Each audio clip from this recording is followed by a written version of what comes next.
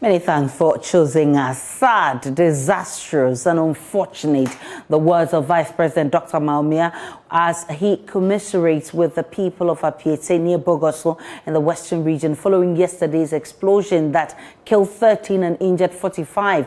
At least 179 people have so far been displaced. The incident happened when a truck conveying ammonium nitrate to a mining company collided with a motorcycle and another vehicle close to an electricity transformer. Several houses and structures have been razed to the ground by the massive explosion that resulted shortly after. We'll hear from the Vice President shortly, but first, let's take you to ground zero where my colleague Maxwell Agbagba is pitching camp, and he'll be telling us more on what is happening there. Hello, Maxwell. Walk us through the devastation on the ground as you see.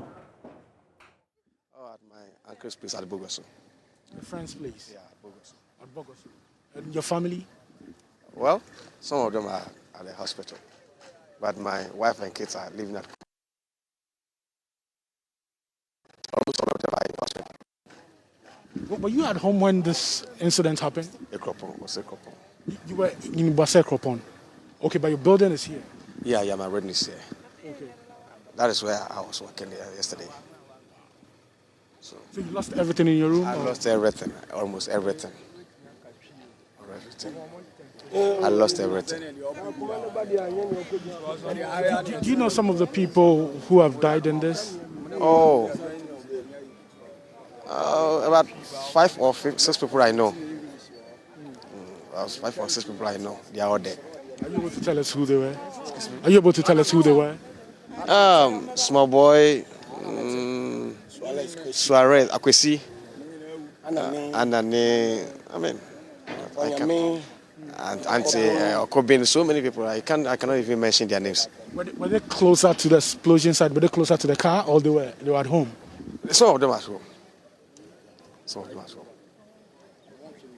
They are serious, very, very serious. So what time did you come back from work, and what time did you when you came back? What did you see when you came back? Oh, immediately we heard this accident. Yeah, we had some calls, so immediately we were informed. So we just decided to stop work and come back and see what is happening. So that is what's happened. What's your name, sir? APEATSE. So 4-bedroom house. Where's help gonna come from for you? What is NADMO telling you? I see them writing the names of those affected. What have they been telling you? They have been writing them just because of where they can even spend the night or something like that, even what they will eat from today. That's what they are writing. But for any other things, we don't know when they come. Sir, what did you lose? Toji, what did you lose in this? A normal baby, but in Sakai, but you sent me and Canina. Okay, thank you. And I'm so sorry for loss. Okay, sure. So these are the scenes here. His story mirrors what many of the people here are feeling, what many of them are going through. A cloud of grief still hangs on this community. Many of the people you see here have lost their source of livelihood. They tell me that they have no place of abode. They have no place to lay their heads this evening. Although the National Disaster Management Organization has provided a place for them, that is a church, St. Michael's Parish, where many of them spent the night yesterday. They tell us the conditions there, not really the best. They would have to manage. But they say it's not up to what they have here at their homes. But when you come here to the ground, we have all the emergency services here. We have the Ghana National Fire Service. We have the police also here. We have the soldiers also here. Just some minutes ago, the Inspector General of Police, Dr. George Kufo Dampare, actually addressed all the security agencies here, all of them coordinating efforts to provide some respite for the people here. Now, just about 100 meters away from where I'm standing is the community itself, ground zero of the explosion. You can see personnel of the Ghana National Fire Service. They are still here on the ground. I'm taking you closer to where the explosion itself happened, very close to the road leading to Kumasi. And there on that road, the road itself was damaged to the point that vehicles were unable to use it. But first responders, quick efforts to reroute the main road here. And so drivers would have to navigate, would have to maneuver the way around the big crater, the big hole that has been created in the middle of the road as a result of the force of the explosion. I'll be taking you closer to see what it looks like. But you can see the number of ambulances, here, Ghana National Fire Service. What right now are some of the electricity transmission lines which were brought down by the force of the explosion that happened yesterday. As it stands right now, this community has been flattened. So yeah, there's nothing like power supply for this community. But what is happening also is that it has affected adjoining communities here. And so since yesterday, they do not have any source of power supply. We've seen personnel also from the Electricity Company of Ghana trying as much as possible to restore power to the adjoining communities. They however told me that it will be difficult to restore power to this community that has been flattened, everything destroyed, totally destroyed. What you see now is just a community of debris and uninhabitable structures. Nothing at all can be salvaged from all these structures that you're seeing. Roofing sheets, household furniture, cooking utensils, properties, television sets, all of them completely destroyed. The explosion was accompanied with fire. So what happened was that we had blazing fire here in this community. So for some of the structures, you can see blackened walls. And the Ghana National Fire Service was called in to extinguish the fire. Now, what is shocking, and which actually gives you an idea about the extent of devastation and the power of the force and the explosion that destroyed this whole community. Now, across the street, about 50 meters away from this place, from the community itself, is what looks like a church, flattened, completely destroyed. All gone. Roofing sheets, the walls, everything gone. And you can see we've had personnel from Operation Calm Life here on the ground, making sure that all is calm here, making sure that there's decorum here. We've also seen personnel from the National Disaster Management Organization also here coordinating relief items for the people. So there's a tent here where those affected can go and register. Now they take their names, where they were staying, what the items that they lost in the explosion. And we are told that efforts are underway to get more relief items to people. I'm taking you closer to the crater. The big hole was created in the middle of the road, the explosion. Now, but for the timely intervention of the first responders and the security agencies, it would have been difficult for people to travel to Kumasi because the explosion which happened destroyed the road. The power of the explosion created a huge crater in the middle of the road. You can see.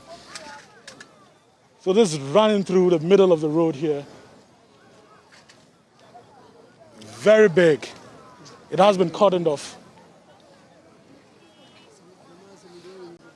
This is what a crater here looks like.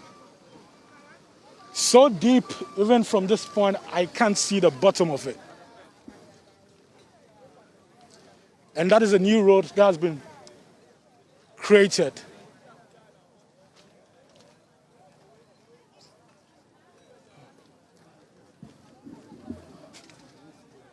For the vehicles to use.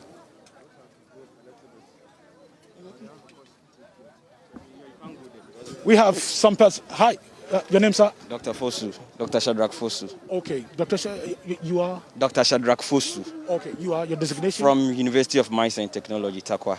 Okay. Department of Environmental and Safety Engineering.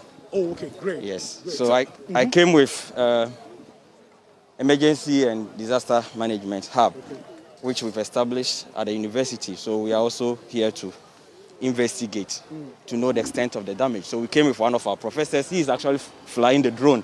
Okay. Yes. Okay. So that is why we are here. Yeah, but can you tell us what your initial assessment, we is? just came. But you've been going around and Yeah, at least we just you've came. seen this crater that's been created here as a result of the explosion. Yeah. It gives you an idea of what it is. I think what I've been hearing, I heard there was this explosive van transporting explosive from Takwa to one of the mine. And the material that the van was carrying is a handful. It's for an underground operation. Yeah. And then per the LI, I heard there was an escort, and the escort has to be by 50 meters away from the van. And explosive van cannot go beyond 60 kilometers per hour. Okay. It should be within that. So in the course of the transportation, I think the van, one of these tricycles or motorbike called Pragya, crossed the van. And then... I want to tap into your expertise. What do you think, what can we do to make sure that this does not happen again, to make sure this does not recur? Anything you think we can do? There are a lot we can do. I think education is very, very important. We need to educate the public. And then based on, for the transportation of the explosive, there are rules and regulations. So I don't think I can blame it much on the driver, but there are a lot of things that can be done. And then I have my senior colleague here who is expert in incident investigation and accident investigation, Dr. Sten. So that's it? Yes. Okay, let's talk to him. Yes. Okay, thank you. Okay, thank you very much. Let's speak to him, some experts on the ground. Let's speak to them. Let's find out from them what their initial assessments are. Sir, you're welcome to JoyNews. Yeah, just a minute. Okay, I think you're speaking to someone on the phone. But the earth-moving machines you see in there, I can't actually go inside. digging through the rubble. But I've gotten very close. Digging through the rubble to make sure So I have the GPS coordinates. that we do not have any persons buried under the rubble. Oh, yeah, The whole APEATSE community is now rubble and debris. They are flying to Just rubble and debris. get in and then talk to them. Let me speak to someone from the Takwa Gold Mines. Yes. Okay, Ashanti Go Votes. Go First Ghana. Go Foods Ghana. Takwa Mine. Takwa Mine. So, your name, sir? Charles Opukwa Martin. Okay, your designation? The immediate health and safety manager, now a safety consultant. Okay. Now as A safety consultant. Safety consultant. Okay, great. We're talking to the right person. So, sir, tell us, what do you think we can do? I was asking Doc what we can do so this does not recur, so we don't have this happening again. What do you think we can do? You see, the fundamental problem is discipline. These motor riders, that is, the transportation of such material is regulated. They are not supposed to go 60 kilometers per hour. There was an escort vehicle attached because of the material being conveyed. But in such an instant, no one expected such occurrence because it wouldn't be from the driver because they are well trained shaping. But here's the case. Look at what happened. A brachial turning in front, and then this rider also appearing all of a sudden went underneath I know because of the dragging, there was this frictional movement, and then the spark came up. It was a petrol machine, a motor. So that's where the ignition came. And then the driver, knowing what was in, warding people off, people were very inquisitive, taking photos, the attention. So the learnings are that our attitude is where we must be exposing ourselves more, cautioning everybody to ensure that we don't come into such, because look at it. Look at it. So if we think that safety is costly, we always say it's a accident. Now how can we repair this community? It's gone. It's because of just a simple mistake. And now people are also elsewhere because they wanted to take photos, adding on to that. So again, like I'm saying, our attitude is the root cause that we must really address. So the talking, the education must all be there. So for the explosives,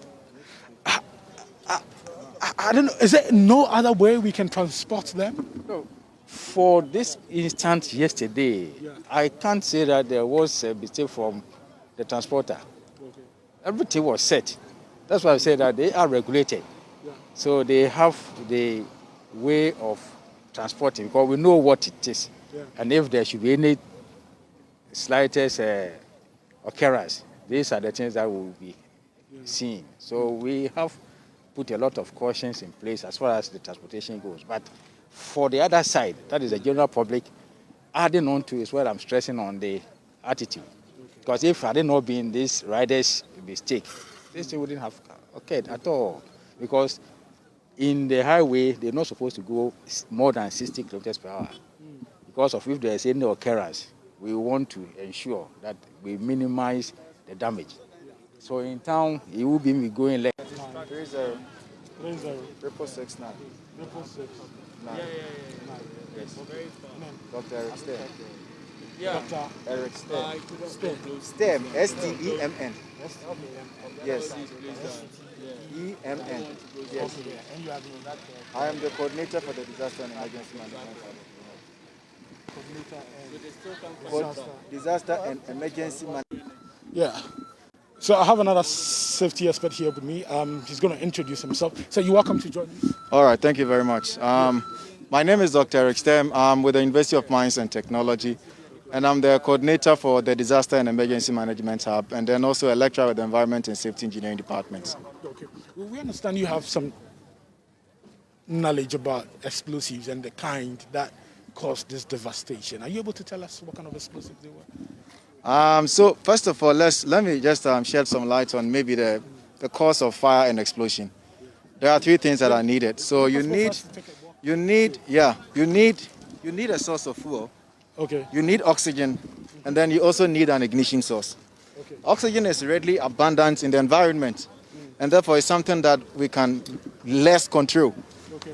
And then with respect to this explosion also, the fuel is the explosive itself. The explosive that was being transported, according to the Minerals Commission, is amphil. Amphil is used underground for the purposes of blasting. And you have that. And then you also need a source of ignition. So I think if you look at this particular accident, the investigation should focus on these three.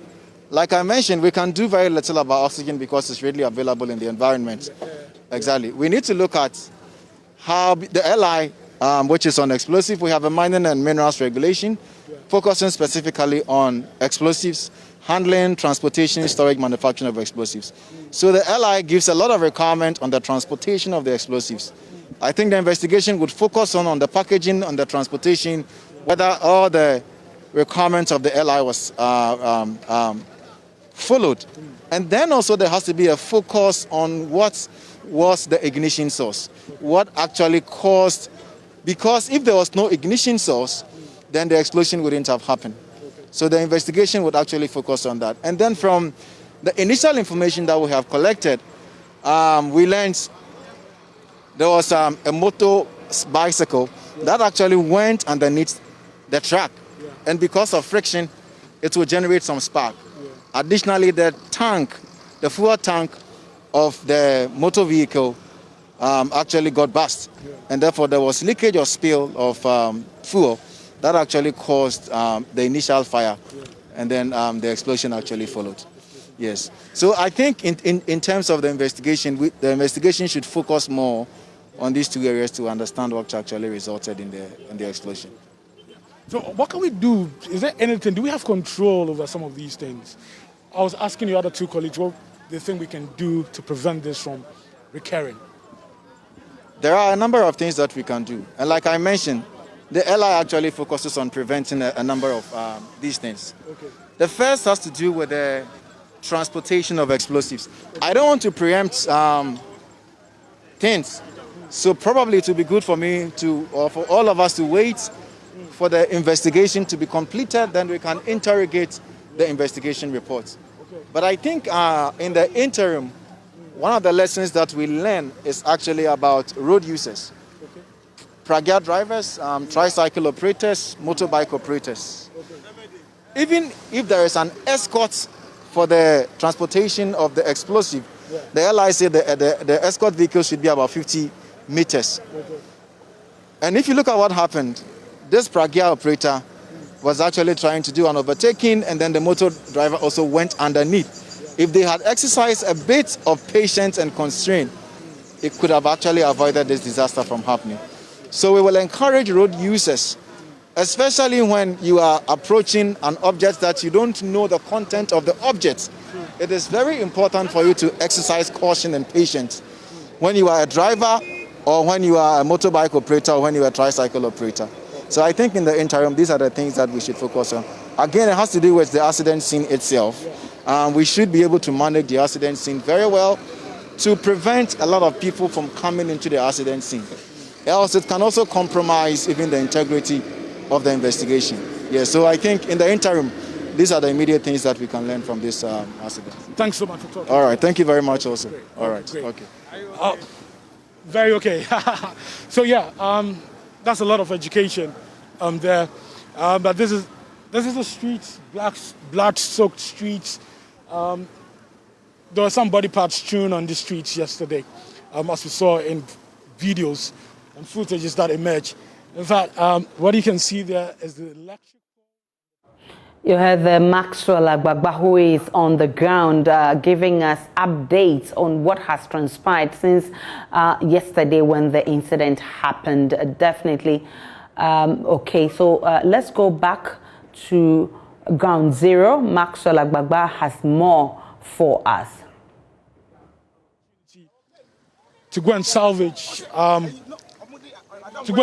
what they have. I see. Let me see if she wanna. Mommy, Pacho, good afternoon. Pacho, and run out prior and answer them. Was it? What's her name? Wintia. Okay. Okay, well, she doesn't live here. But we see a lot of people heading towards this site now. Want to believe they were affected by this. So this vehicle was in the community yesterday when the explosion happened. Completely mangled now by the explosion. Totally destroyed. Now only just good for the scrap market. Like I mentioned earlier, household items,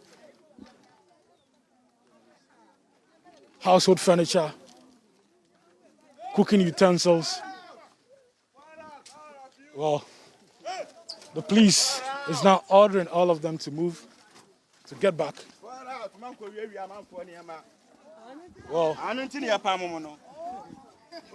Well, the man going there in the local language says they don't want them to steal from this place. In fact, ACP Kwesi Fori, Director of Public Affairs for the Ghana Police Service, said this place remains crime scene. And the police officers here are making sure that these properties are protected and the owners are able to salvage them later when they recover from the hospital. Unfortunately, some of them died in the process. Hi, what's your name? My name is Mbila Edek. You live here? Yes. What did you lose? Okay. No issue. Again, I'll show you. I had it. Yeah, any pebble be or ha. What done for 4 can one now? And down for 4 county. See, I'm going fully. Omoye tray into Omoiba. Me and Sunday, your home. Into there be almost a home. Omo and pennies on be you on my. Into I say, yes, almost much you answer that. There be almost said down. Not down. One fan. By Cho Dano, I see. And a dino boo go almost. In some one fancy. By Cho, about home you know the Monday no quality. You know, candy almost a home. Almost a person you mind so almost all my mind. Ah, that's saying almost a dana said, I dine good idea. Mamma, Omo, and answered. Mo, Mo, now, I want to say, one for I join, as I see. I didn't know person be your mama. Ah, I can't want. Well, he's alleging that 2 of his friends are under the rubble over there. We cannot independently verify the claims, but he's alleging that 2 of his friends are under the rubble, just some meters away from where we're standing. And Ampana, well, they're also unable to confirm the claims. Like I mentioned, we're not able to independently verify these claims that he's making. So what's your name? Anthony Pryor. Anthony Pryor. You live here? Yes, but I'm West Oklahoma. Yesterday I came here. Okay. Yeah. But what did you lose? Yeah. What did you lose? Oh, plenty things. Like what? Are you able to tell us what you lost? Please. I will. And I say some be free. So Shana Grand or Shasa, I see you, Yashana, you baby. Actual place. Since yesterday? Since yesterday. Really? Yeah. Or from or phone? So I say Nipa 1 in Cheney, but I call Nipa is the same. I saw Mom 1 and dos, but went to me and check, but I'm so I am ready. And to know by here, say, machines in a share, Pikia, sent he be whom be or one so young to me. Your friend is saying, Nipa friends. You didn't know the one, she said, who say, I didn't, I saw no the or try, say, Kibby Sivuno, but yeah, into you.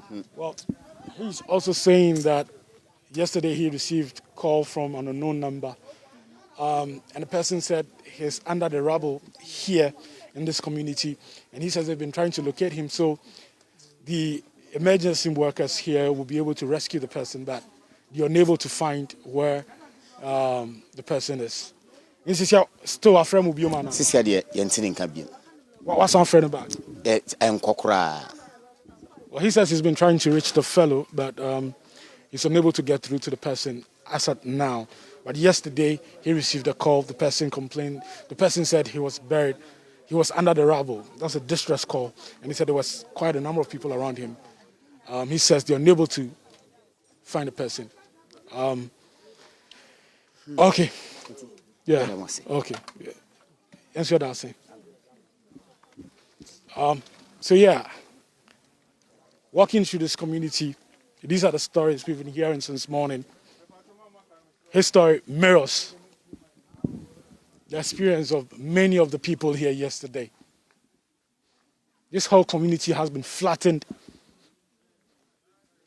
Director of Police Public Affairs, ACP Kusifori, says more than 300 houses, more than 300 persons have been displaced.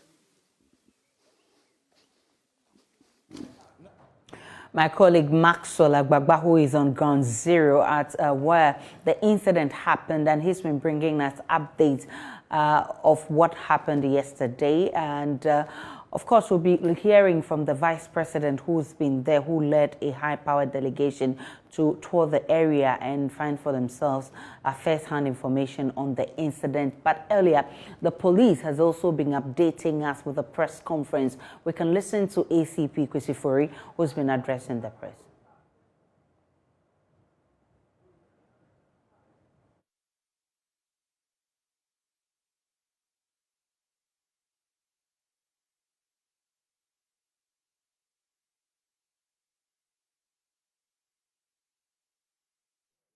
Thank you for making it here. And we would like to start with what we did yesterday. Since yesterday, when the information of this explosion got to us, we, the security services, the police, fire service, National Ambulance Service, National Intelligence Bureau, and NADMO, we quickly moving to save life and property. By so doing, we quickly intervened and assisted the injured, women, children, and the aged. That was done quickly, and the injured were conveyed to hospitals in and around Bogoso. The serious ones were taken to Takwa and Okomfanochi Hospital and Kolebu. As we speak, they are recovering. The medical teams are doing everything possible to get them back to normal life. And that is a very good job done by the security services. Let me also say that following our brief yesterday at the national headquarters, through a crisis meeting set up at the National Police Department, Operation Department, led by the Inspector General of Police, we were able to update the media on what all of you did here yesterday. Today, the security chiefs are on the ground. And what I would like to say is the Vice President of the Republic of Ghana arrived here today, welcomed by the Inspector General of Police, Dr. George Kufu-Dampari, the Acting Chief Fire Officer, Mr. Kuno, and the General Officer commanding the Ghana Armed Forces, Brigadier General Amwa Ayisi. The Vice President was driven straight to the Joint Command Center located here. He was thoroughly briefed by the agencies present, notably the police, the Ghana National Fire Service, the Ambulance Service, NADMO, the Bureau of National Investigations, as well as the local assembly. After taking the brief, the Vice President was led by the Inspector General of Police and the Acting Chief Fire Officer and the General Officer commanding the Ghana Armed Forces Southern Command. He was taken through the basic rudiments of what happened yesterday, what the security officers did to assist in conveying the injured persons, and general operation that impacted on the community here. Let me use this opportunity also to state that thereafter he went to the various hospitals where some of the victims were admitted. He wished them well, His Excellency the Vice President wished them well, and also thanked the medical authorities for good job done so far. He also thanked the security services and all other partners, including the media, for drumming it up and letting authorities know of it immediately. Distinguished ladies and gentlemen, let me state in clear terms regarding the general casualties. Officially, the ambulance service and allied agencies recorded 190 casualties. Out of that, 13 are certified to be dead. It is not 17. Rather, 4 of the injured were seriously wounded, and they were taken to a Okomfanoche government hospital. Initially, due to their condition, it was misreported that they were dead. But when they were taken to the hospital, the medical officers certified that they were not clinically dead, and as such they were admitted, and treatment is ongoing. So it is 13, and we should take note of that. Again, as you can see, the security officers continue to work here. That is a joint exercise among all the security services and partners. Today, we can say that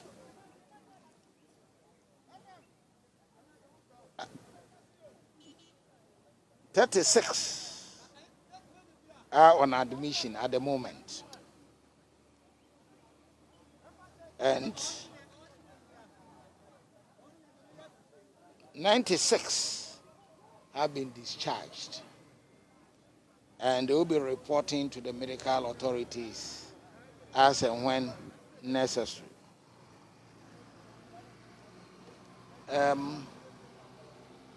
Displaced persons are about 384 sources from NADMO and allied agencies. And the displaced persons are presently housed at St. Michael Parish at Bogoso, where the Vice President also visited, made donation, among others. And we can all attest to the fact that effort is being made to let them feel at home and comfortable. Whilst agencies like NADMO have conducted risk assessment, have done a lot of work to see how best they can assess them with resources to better their life. And the internally displaced persons would be taken care of, and the police will continue to offer them security. As even I speak, our presence here, those houses that have not been destroyed, those that have been destroyed, the police are there to protect the properties here. The police are here to protect the individuals here and the displaced centers. And even at the hospitals, where many are, we are there to provide security. We are also here ensuring that we manage the traffic situation. We are also grateful to the Assembly, the police, the fire service, and NADMO for making it possible to reroute, to create a new route for them whilst efforts are underway to take care of the major route. Again, we've also seen the electricity company of Ghana trying to fix or give back electricity to the affected people. So, the Inspector General of Police, Dr. George Akufu Dampari, the Chief Fire Officer, and the General Commanding Officer, the Ghana Armed Forces, would like to register their deepest appreciation to the good people of this place, the media, and I will continue to work in concert with other security services to ensure that they gain back their life. And regarding reconstruction and other aspects, the appropriate agencies are also considering to make sure that they get back to normal life. On this note, let me thank you all for coming. If there are questions, you are allowed to. Do you know the whereabouts of the truck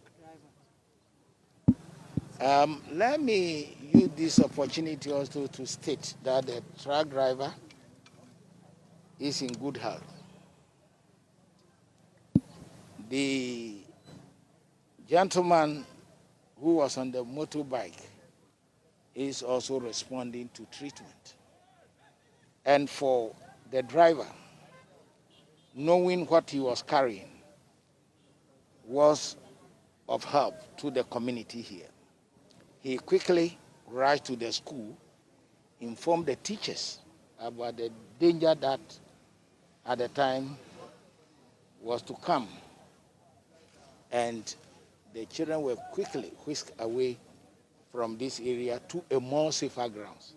He also announced to most community members to move out, even including the motor rider and the rush out to safety. But unfortunately, looking at the radius of the explosion, the 13 died, and the 36 were on admission, also sustained injuries, and the 96 with minor cuts were treated and discharged. So we still consider this place as a crime scene. The fire, the police are investigating, and we hope the media will continue to respect that. Thank you. There's also some questions have come up as to whether there was an escort, there was a police escort with it, whether they had the necessary expertise to transport. Let me say that the transport of the explosives procedurally were properly done, and that there was a police escort, and the police escort assisted the driver in making sure that they alerted members of the public. The policeman was part of those who came to the school to whisk the school children away. He was in the escort vehicle, and he witnessed what happened. And even their escort vehicle was also used to evacuate the injured. So, but for that, the casualty would have been higher. Yes, had it not been that, even looking at the school building and looking at the number of school children in there, we could have registered something bad. But thank God, they really assisted and spread out information about the danger. And a lot of people managed to run away from the place that is now the crime scene. Okay, thank you. Hello? Hello? Yeah, hello. Yeah, good afternoon.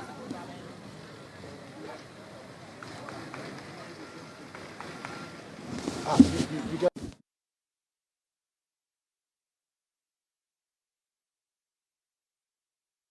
So you heard that the police updating us on what has transpired so far, and ACP Kwesi Fori also made the point that the driver carrying the vehicle which caused the explosion actually warned people around, and even went to a school which was close to the incident, and to help whisk away the children from the school. The disaster would have, the impact would have been massive without all these warnings from the driver.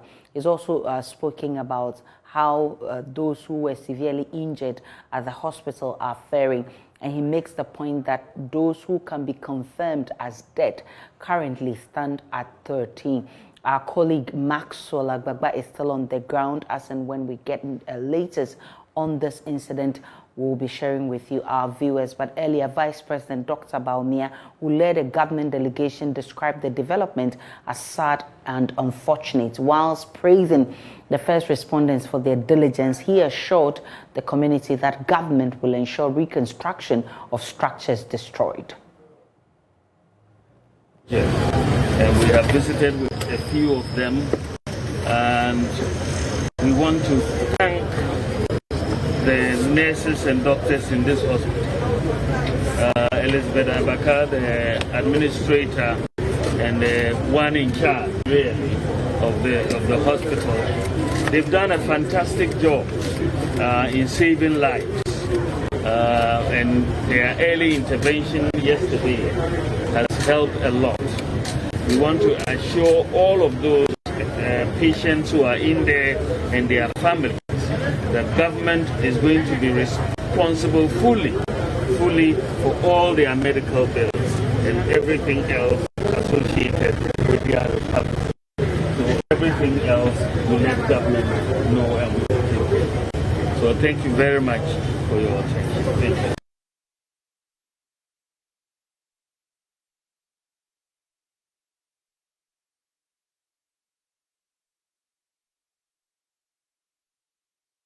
Lands and Natural Resources Minister Samuel Abujinapo says government will punish anyone whose negligence may have led to the explosion.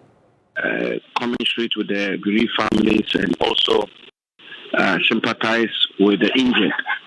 The focus of government now, I think, are in twofold. The first is to provide some relief, and I know that NADMO has been working overnight to be able to send some relief to the displaced people and also care for the injured.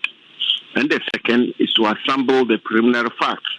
The Ghana Police Service, the Ghana Fire Service, and of course the Ministry of Lands and Natural Resources, working through the Minerals Commission and the Inspectorate Division of the Minerals Commission, is working to assemble the initial facts so we get to understand what are the if you want, the very basic facts, what caused this, under what circumstances did this accident occur.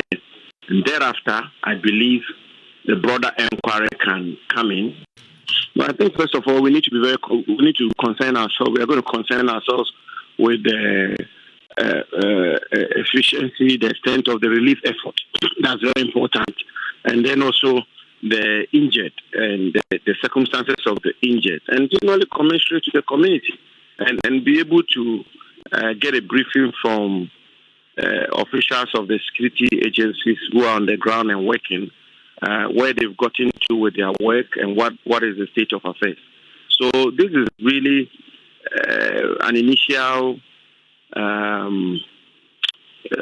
step by the government on the instructions of the president and led by the vice president himself. The Minister for Interior is a member of the team, myself, the Minister for Information, and several other government officials. But as we speak, the security agencies are already on the ground. NADMO is on the ground.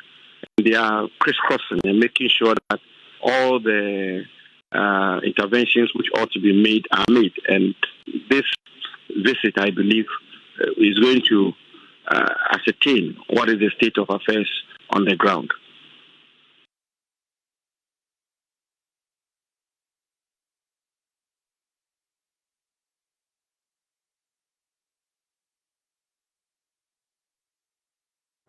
That's our coverage of the incident that happened in Bogor. So yesterday, we're still live there with all our cameras spotting events, the aftermath of this incident. As and when we get them, we'll share with you, our viewers.